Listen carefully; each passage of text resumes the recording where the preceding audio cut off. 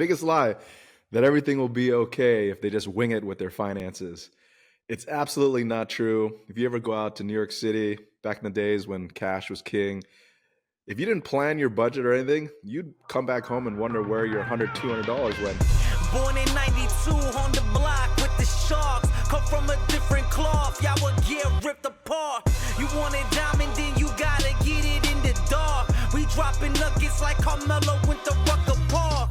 Now we eating from state to state, we scrape the plate. I put my eggs in a basket, took a leap of faith. I took a chance, now we grow and see the impact. Decoding Success with special guests, now let's bring Matt. What is the biggest lie millennials are either still buying into or telling themselves, which is keeping them stuck financially? Wow, the biggest lie that everything will be okay if they just wing it with their finances. It's absolutely not true. If you ever go out to New York City back in the days when cash was king, if you didn't plan your budget or anything, you'd come back home and wonder where your $100, $200 went just like that in an instant. So not everything will be okay if you are not intentional with your finances, because if you're not intentional, 10 years from now, you're going to wonder where all your money went. Well, I can tell you that's still true to this day here in New York City, because I'll go and I'll have cash in my pocket. I still like cash. I'm one of the rare breeds that still likes to have a little bit of cash in the pocket. But man, you can go out, buy a water to accompany you on a nice walk, maybe a little bit of lunch, and then all of a sudden you're already $60 into things. And I'm like, where the hell did my $60 go? It's freaking nuts. It is absolutely nuts.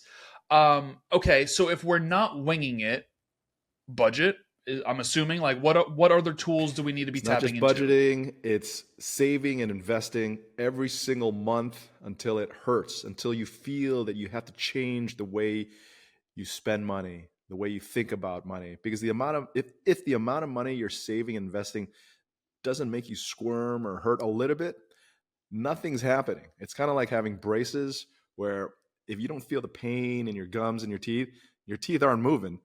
And so you have to be very intentional with your saving and investing, and you've got to do that over and over again. So you'll get accustomed to saving, let's say 20% of your salary, right? And then 2-3 months later, you're going to get used to it. And then that's when you have to ratchet up that savings and investing amount even more. You just keep on going until you know your limit. Because a lot of us, we don't push ourselves to our limit, whether it's through fitness, sports, academics, saving and investing. And then we look back on our lives, I think, with regret because we didn't try our best to push ourselves. Well, why do we not try our best? Like, what's your take on that? I'm curious. Maybe that's not even a finance question here, but just like in general, like why do we not push ourselves in the gym? Why do we not push our limits First of all, financially, we live in a great country, the greatest country in the world. I've lived in 6 different countries. I've visited over 60 countries. We've got clean air. We've got a relatively stable government. We don't have bombs flying over our cities. We've got free internet access. So overall, it's pretty comfortable here in America. And so when you're comfortable, you naturally and logically don't push yourself. It's very hard to push yourself if you don't see the other side. And so one tip is to get out of the country, see the world, see the perspective, see how good we have it. And then if you do, it's like, wow, man, I better not take my luck and comfort for granted. So it's just a natural way, right? Things get messier in our houses, in our rooms. They don't get cleaner naturally. So I think it's just natural to not push ourselves. And here's something very important. We also are not good at forecasting the future, but specifically forecasting our misery. So when we find a new job, pursue a new passion, new business, whatever it is, we're excited. Even new girlfriend, boyfriend, whatever. We're excited. We're like, this is the bomb, right? We overlook, some, red flags here because we've got the chemicals going. We're pumped. But then 10 years later, we're like, oh man, what were we thinking? I hate my boss. I hate my girlfriend. I hate my boyfriend. So we're not good at forecasting our misery in the future. And if you get good at practicing, at least forecasting your misery, you'll be much more incentivized to save and invest for the future. When you say forecasting your misery, are you saying like, hey, if I don't have enough money saved or enough money invested or enough money to retire, life won't look like this? Is that what you're I'm saying getting is at there? that by the time you're miserable and you don't have enough savings and investments, then you're screwed. You're trapped. So the idea is to forecast, okay, in 7 years, I'm going to really hate doing what I'm doing over and over again. I'm going to hate my boss. I'm going to hate coming in at 7 a.m. or 8 a.m.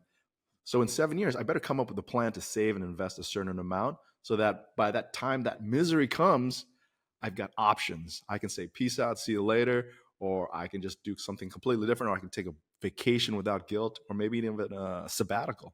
What if you have limiting beliefs around money? For example, you grew up and, hey, not necessarily instilled by self, but maybe conditioning. For example, you're growing up, you're in those sponge-like years, and you hear mom and dad complaining about the bills, or, subtly dropping that's too expensive. And we don't even realize that we're being impacted by that in adulthood. How do we, first of all, even bring awareness to how our upbringing could be impacting us when it comes to either us building wealth or increasing, how much we're earning or things of that I sort? mean, that's tough. I think we all go through some type of, our lived experiences are our own, and they do shape us. And if our parents have limiting beliefs about money, they're not good about money, it will affect us. But I think we also have to, as adults, by the time we're 25 years old, we got to wake up and realize that, frankly, nobody really cares. Well, maybe nobody cares about you as much as you can care about yourself. So I think you have to educate yourself on the facts. In America, about 6.5% of Americans are millionaires.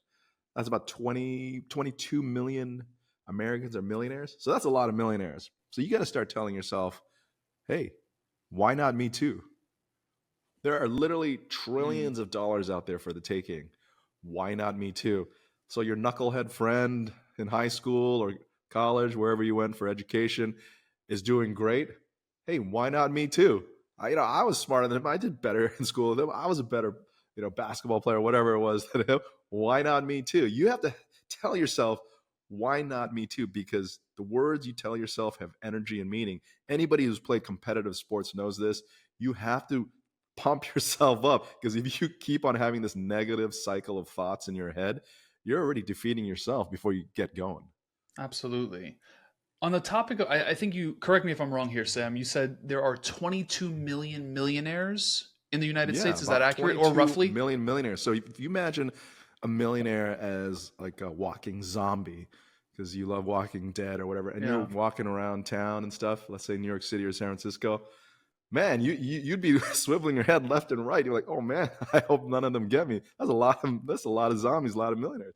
So it's again saying, why not me too? Help me understand how someone can define what either wealth is or what enough is for them. Right? Because maybe there's someone on here who hears the term millionaire and maybe they're turned off by it for whatever particular reason that may be. But how can someone define what wealth is for them or what enough money is for them? Very simply, enough is when your investments can cover your basic living expenses.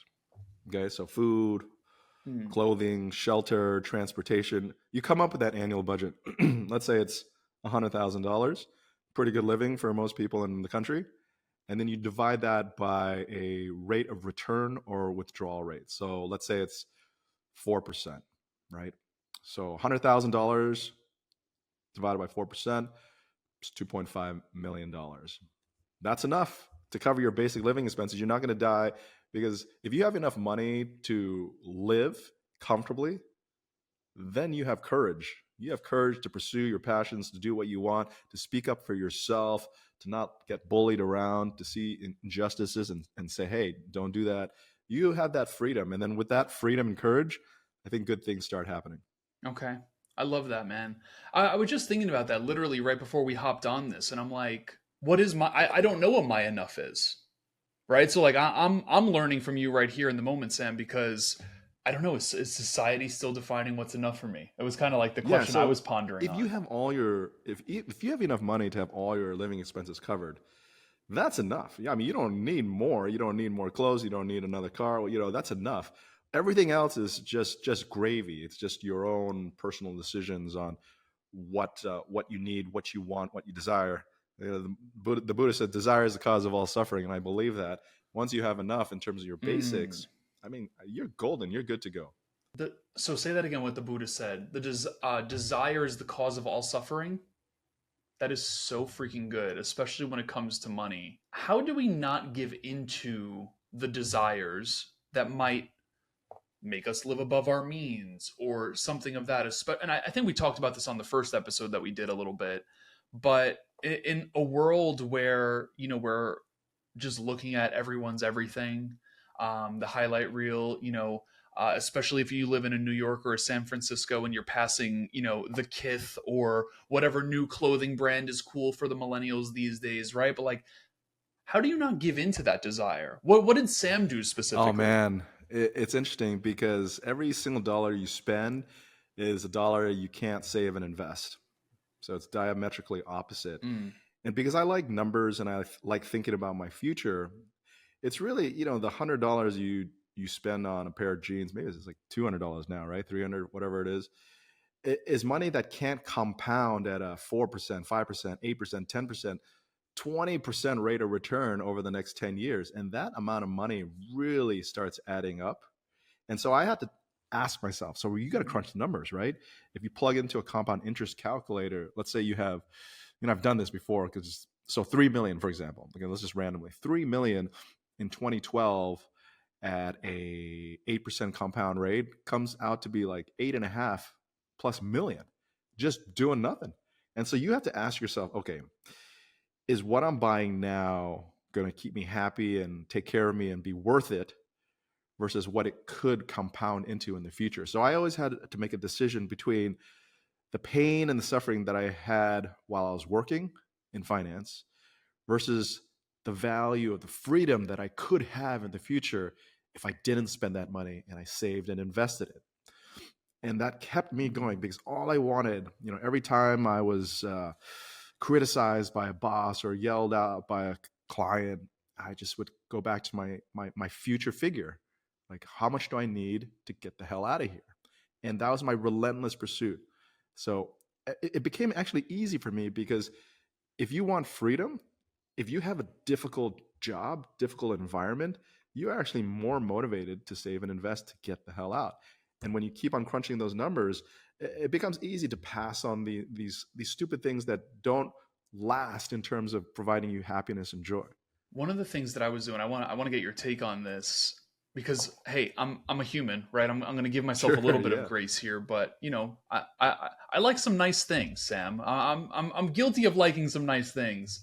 One thing that has been helping me tremendously with this is calculating how many hours the thing I want to buy is costing me, right? So for example, hey, we're 2025, man, a t-shirt these days is like 85 really? I haven't bought a sometimes. t-shirt in years. So sometimes more, right? So it's like, is that 45 minutes of your time? Is that 35 minutes? Is that 2 hours of your time? Like, what's your thought process on that? Do you think that's like a valuable thing to deploy? Very wise, Matt. Hey everyone, pausing this episode to share something with you. In a world of hyper competitiveness, I think the best quote that I can share with you is that there is no one in the world youer than you, and that is truer than true, which is exactly why I wanted to share with you today about Brand Builders Group. It's an organization I've been working with over the last few months. It is absolutely incredible, and today I am sharing with you the opportunity to hop on a free brand call with a brand strategist to help you break through the wall of obscurity. We are in a hyper competitive space at the moment, whether it be on social or with your podcast or with your blog or with your books or getting on stage. No matter what your endeavor is, this is an opportunity for you to hop on a free strategy call with someone from the team to be able to help you navigate the waters of making sure that you are breaking through the wall and taking advantage of all of the opportunities that you most definitely deserve. Again, there is no one in the world youer than you. So no matter what the problem is that you solve, there might be other people that are out there that also solve the same problem, but there is a strategy that can be placed into your initiatives that will help you break through that wall with speed. So I want to share this with you. It is freebrandcall.com/Matt LeBris. That is going to be in the show notes of this episode, whether you're tuned in from audio or through YouTube, whatever it is, freebrandcall.com/Matt LeBris. Super wise, because what's more valuable, money or time? Maybe when you don't have money in the beginning of your life, money is more valuable. But as soon as you hit 40, for sure, you really feel that value of time. And so calculating how much time you need to spend earning that money, and it's also after-tax money, is super, super smart and super important. I use that time metric also for how much to invest in terms of putting your money at risk. So for example, the stock market goes through bear markets, I don't know, every 7-10 years, and the average bear market decline is 35%. So that's a lot. Even in 2025, we were at one point after Liberation Day down 20%. So let's say you invested 100 grand and you're down 20%, that's 20 G's, right? How many months of your salary would it take for you to make up for those paper losses, right? And that's how you have to think about how much risk you want to put out there. So the more months you're willing to work to make up for those paper losses, hopefully, the greater your risk tolerance, the greater you can go invest in stocks and other risky assets, right? But if you're like, 60 and you don't want to spend more than 3 months or 6 months to grind back those losses, then you got a low risk tolerance. So measuring your risk tolerance in terms of how many months you are willing to work is very helpful. And so when you talk about measuring time in terms of how much time to spend on that stuff, that's huge. Yeah. It could I'm laughing at myself because sometimes I still do it and I'm like, oh, it's only an hour of my time. But like an hour of your time is still a lot of freaking time, and I'm like, oh, I'm going to go buy this or buy that. It's like, oh, it's only an hour, right? So I'm still trying to be better at that because the truth is, I'm not, we're working maybe 40 hours a week, or on my side, I am probably a little bit more than that. But when you have that figure in mind and it's like, it's only an hour, you still have 39 left to earn. You bring in a good factor, which is taxes. And as you know, in New York, you're bending over for that, you're bending over for that. But I appreciate this conversation, man, because it's exposing areas that I can improve. Time is everything. And it's one of the reasons why I started talking about financial independence, retire early, or FIRE back in 2009 when I started Financial Samurai. I was grinding away. I had lower back pain. I had sciatica. I had TMJ, which is the grinding of your teeth. Your jaw was all stiff. And I was just in chronic pain, and I just couldn't take it. I couldn't take it, and I wasn't happy, right? So if you're not happy, you got to change your life. Otherwise, you're choosing your unhappiness.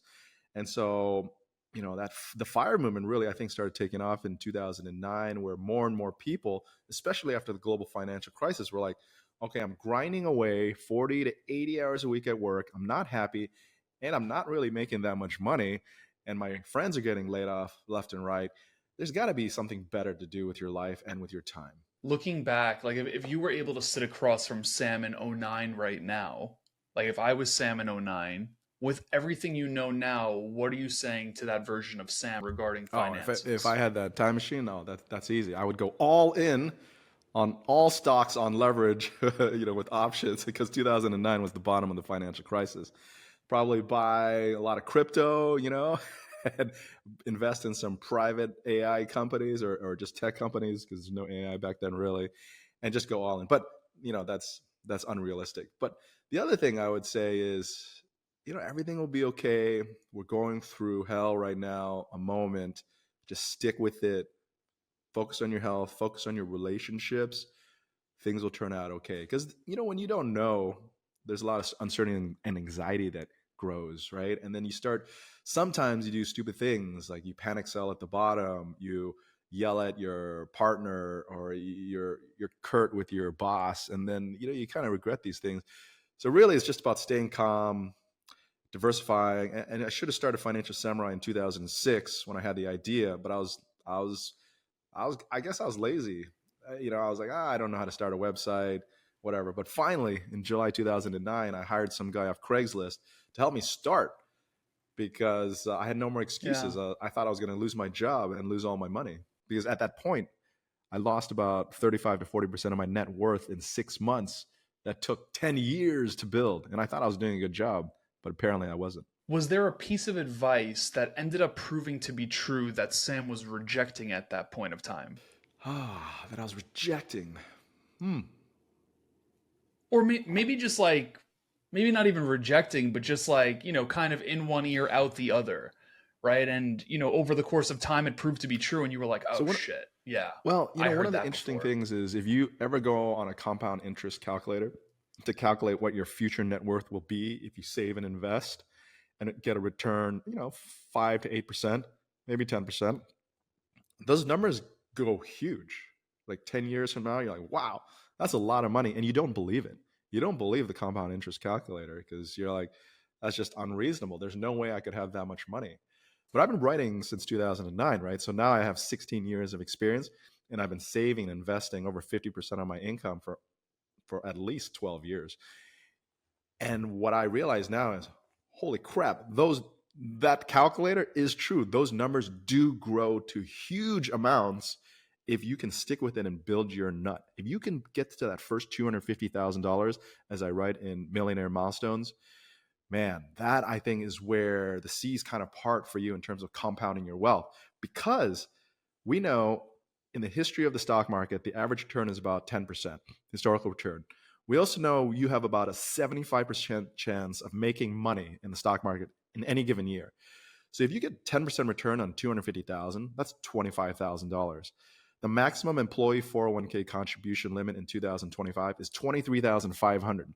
So in other words, once you get to $250,000 in investments, you could make more from your investments than you could contribute. And if you contribute the max and you make like a 10% return, wow, that's huge money, right?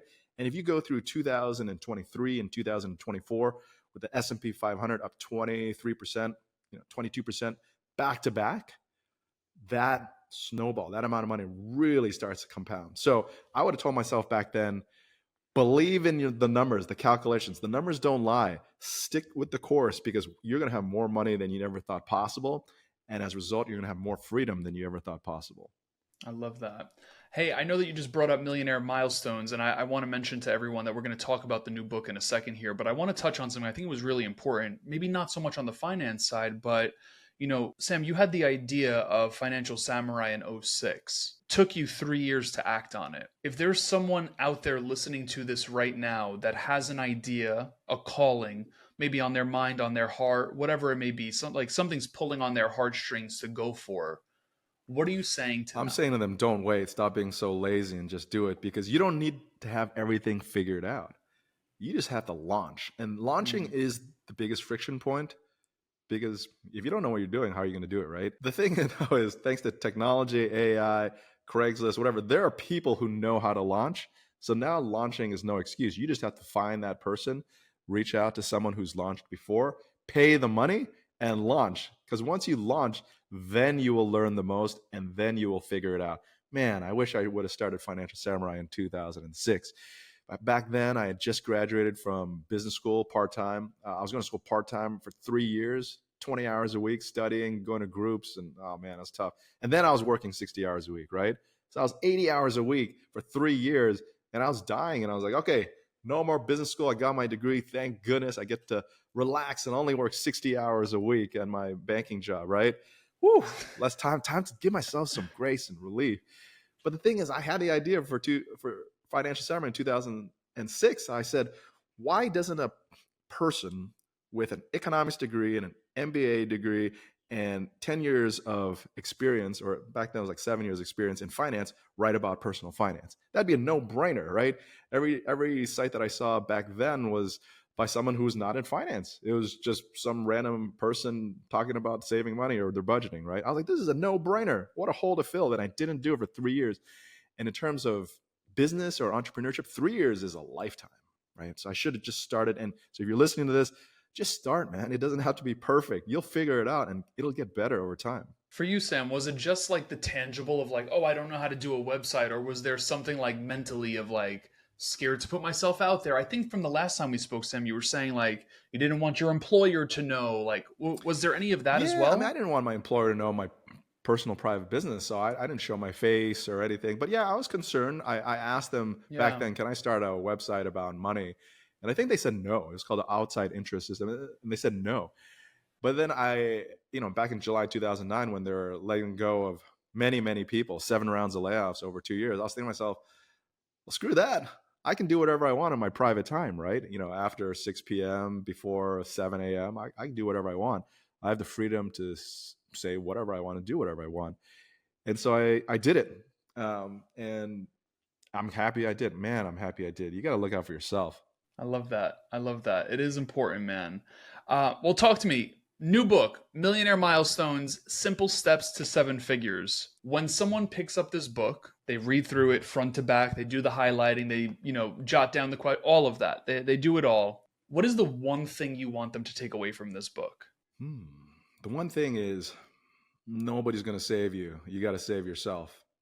There's no excuses, man. It's like 5-10 years from now, you either took the steps and took action in the book, or you didn't. And then you can blame society, you can blame the world for all your problems and your lack of options, or you can take control now. Not too many people read anymore. It's just kind of shocking. Like, people will watch TikTok videos, maybe YouTube. Yeah, there's more in-depth stuff. But man, a book, you read a book is a gold mine, because it takes 2-3 years to write and edit a book. This is years and years of experience put into this package that costs less than $30, which can be way more valuable than a college degree, because it can set you up for life. And so you're either going to read it, highlight it, and take action every single chapter, or you're not.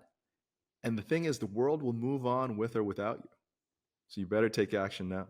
Which of the 7 steps do you feel like is most overlooked or underestimated? Well, there's multiple steps. It's more like simple steps, not 7 steps. Okay. Oh, I'm sorry. Yes, 7 figures. Got you. Go ahead. Yep. I think from the start of our conversation, if the amount of money you're saving and investing doesn't hurt, you're not saving enough. You have to be very diligent in tracking your finances. You have to know where your dollars are going. And it might be painful in the beginning, but you've got tools, technology, calculators to help you get there and automate it. Because after a while of being very diligent with your finances, it'll almost become automatic. You have to develop this automatic money mindset and these automatic money habits in terms of saving, investing, asset allocation, and always thinking about growing your pie. It's not just, okay, this is the target. You have to have specific net worth targets by age as well, and by work experience, because these are the clear milestones you need to achieve to try to get there. You might not get there in terms of getting to whatever it is, $1 million by 40 or 500,000 by 2030 or whatever it is. But if you have specific goals, specific ages, and specific money targets, you're going to stand a much better chance to get there if you don't. Again, too many people are just going through life without any targets, without any purpose for why they're saving and investing. So come up with those reasons and come up with those targets, and you'll do much better than those who don't. For sure. When it comes to, feeling the hurt or the pain of saving, and I'm glad you're circling back to this here, Sam, because I feel like this is a question that I can relate to a lot, and I'm sure a lot of our listenership, but like, when it comes to feeling the hurt, feeling the pain, right? You're committed to saving a particular amount of money, and you start to feel it. Like, you're like, oh shit, like that hurts to save that much, but I know it's necessary. On the flip side of it, though, you could pull out a pretty little piece of metal from your wallet, or in some cases plastic, and just start swiping that. You're still saving while racking up debt. How do you avoid falling into that? Going back to like the discipline aspect of things. It's all about how much you value time and freedom. So unfortunately, I think when you're young, you don't value time and freedom as much. But when you're older, you look back and you say, wow, why didn't I value time and freedom more? So debt, man, debt is tricky. Debt it's just super easy to spend nowadays, right? I only have 2 credit cards. One is a business credit card, one is a personal credit card. And I try not to use my personal card because I want to try to look at some business expenses out there. And I only see what's necessary out there, because every single dollar, going back to your point of how much time you need to spend to work to pay for that, is huge. And so if you go into debt, especially credit card debt, it's very dangerous, because the average APR, the interest rate on a credit card, is like 17%. Okay. 17%. Not even the great Warren Buffett, who is worth $100 billion, has been able to compound returns at a 17% rate of return. Okay. So in other words, if you're going to credit card debt, consumer debt, you are losing money in terms of the interest you have to pay at a greater percentage rate than one of the greatest, probably the greatest investor in the history of mankind. Okay. So you're like on the wrong side of that, right? And you have to realize that. And once you get into debt, man, it's going to trap you and keep you down forever, because 17% is a higher rate of return or interest rate than the average stock market, 10%, than the average bond return of about 5%, real estate, 4% unleveraged. So you're kind of screwed if you get yourself into debt, because it will continue to snowball and compound if you don't make intentional actions to stop and look at how much time and money getting into debt and spending will take away from your finances in your life. Absolutely. What do you feel like is a question you wish more people would ask you as it pertains to building wealth, finding there enough, or finances in general? Well, I think there is a limiting belief that someone can be wealthy too. Maybe it's cultural, where wealth or outsized wealth is looked upon as evil or not good. But the reality is, if you can take care of yourself, you become a happier, better person. It's kind of like being on the airplane. You got to put on your seatbelt first and then take care of your kid's seatbelt. I don't know, maybe it's better to take care of your kids, so just in case, right? But if you can take care of your finances, what does that mean? That means the government doesn't have to take care of you. Your mom and dad don't have to take care of you. And that means you free up resources, time and money to help other people, right? So this idea that wealth is evil, that people are hoarding, I think we gotta change that narrative a little bit, because the people who provide the most number of jobs in the world are business owners and entrepreneurs. The people who give the most to people are the wealthiest people in the world. So I think we have to change that narrative a little bit and say, hey, it's okay if you want to build wealth, because you know what? If you have wealth, you can do crazy things. You can start a website like Financial Samurai and write 3 times a week for 16 years in a row and not make a lot of money, because you want to help people get comfortable with their finances, give them the courage to be free to help other people, So that's a different, it's an important narrative to shift if you believe that building wealth is not for you, or that is somehow evil and bad. Where does that come from, right? Like, it's, as you're saying that, I'm thinking about it. I'm like, you know what? I don't necessarily know that I've ever experienced anyone directly saying to me, wealth is evil.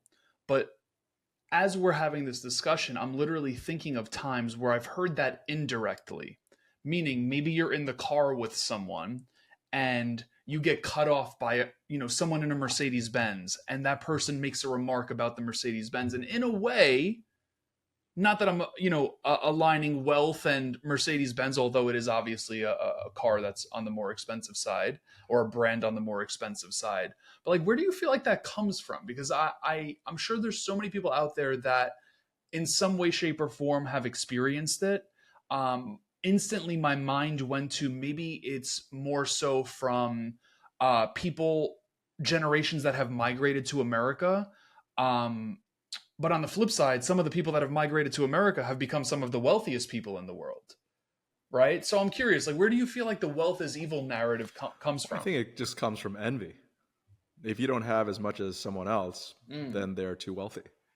It's just, comparison is the thief of joy. You look at your classmates, to people who you thought you'd be better at or wealthier, and they have more, and it's just envy. And you just look at social media, which is kind of the reason why I stay off a lot of social media, is because there's a lot of hate. I would say there's like 70 to 80% of people hating and talking crap about other people and subtweeting and all that. And it gets me down. So I try to stay off it, as least amount as possible. And so it's just envy. And when you can just say, hey, there's more than enough for everyone. Someone's success doesn't mean it's going to take away from your success. Again, there's trillions of dollars out there for the taking, and you have that growth and positive mindset, that envy goes away. It's interesting. One of the tricks, maybe this doesn't sound healthy, but I felt it's helped me work harder and grind and appreciate, is to believe that everybody around me is much wealthier than I am. And so when I think, everybody's wealthier than I am, that's motivating to me to keep on trying, keep on writing. But also it's just like, they're so wealthy. And I think about they must have done something really good in their past lives, good karma, good for them. And I start really thinking about how it's great to be them and good for them. So that's the second time I feel like this is perfect. I feel like that's the second time you referenced almost a little bit of like pain being your fuel. For example, and correct me if I'm wrong, Sam, I don't mean to assume here, but like earlier you were like, Matt, I was experiencing chronic pain, lower back pain, sciatica, etc. I knew that I couldn't stay in this state. And now you're saying you have the mindset in some capacity of viewing everyone around you as being wealthy and really using that as fuel too. So would you say pain is a fuel source for Oh, Sam? absolutely. I love pain. I love it. It feels very uncomfortable. But again, man, America's good living. I mean, it's amazing. We're watching the NBA playoffs right now. It's like so entertaining. TV is free. I mean, life is good. And so when life is so good, you stop working out, you stop hustling, you stop grinding. And I think I appreciate this because I did live in Zambia, Malaysia, Taiwan, Philippines when I was growing up, and my parents are in the foreign service.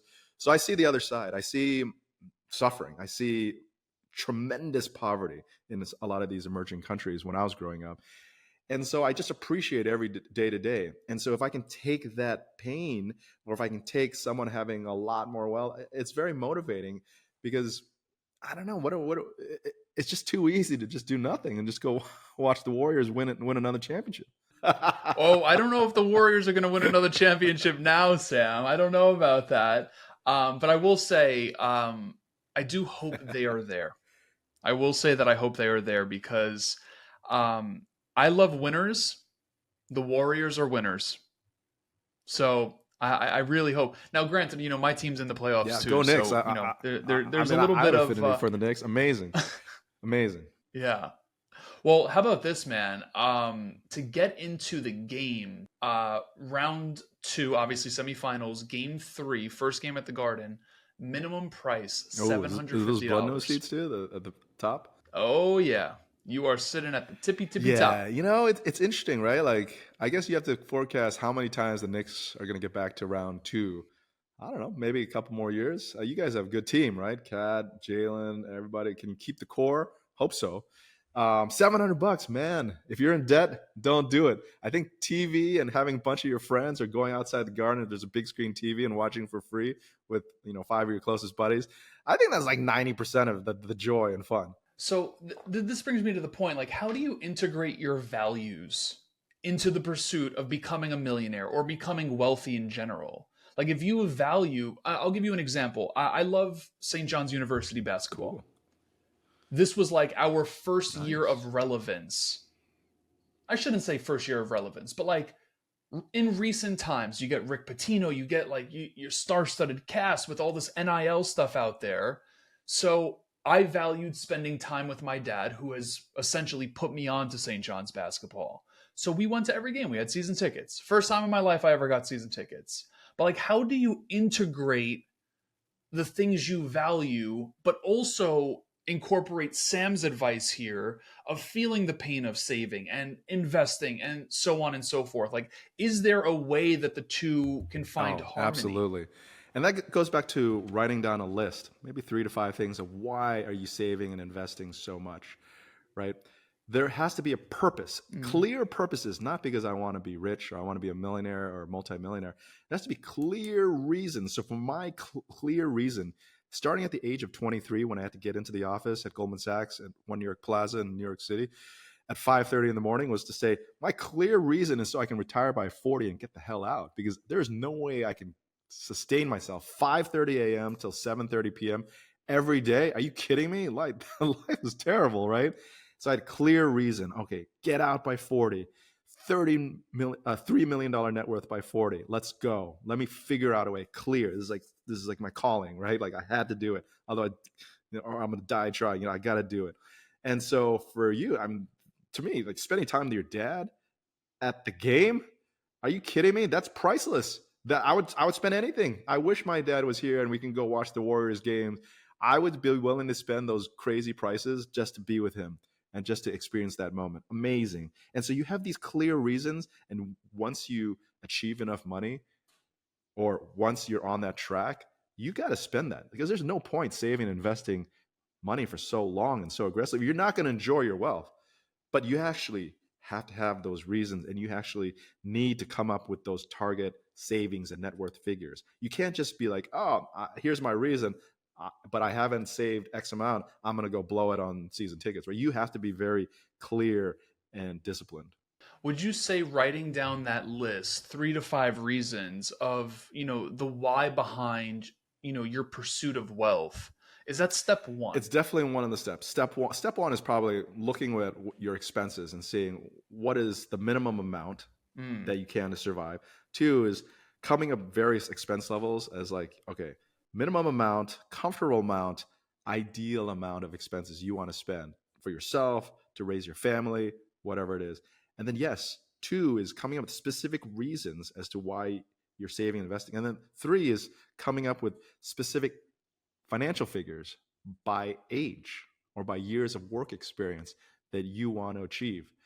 In my 16 years experience running Financial Samurai, I have met tons of people who started reading in college or high school, and they're now 30, 35, 40, 45 years old.